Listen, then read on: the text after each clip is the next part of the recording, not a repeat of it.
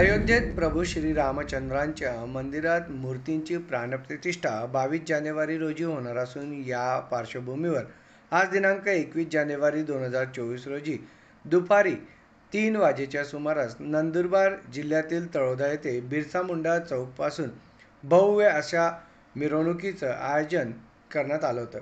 या मिरवणुकीची सुरुवात ढोल ताशांच्या नगाऱ्यात करण्यात आली। जिल्हा परिषदेच्या अध्यक्षा डॉक्टर सुप्रिया गावित यांच्या प्रमुख उपस्थितीत ही मिरवणूक पार पडली। यावेळी आमदार राजेश पाडवी, भाजपा महामंत्री विजय चौधरी, राजेंद्र गावित तसेच तळोदा येथील हिंदुत्ववादी संघटनांचा समावेश होता। या रॅलीत जिल्हा परिषदेच्या अध्यक्षा डॉक्टर सुप्रिया गावित यांनी ढोल वाजवून नृत्य देखील केले।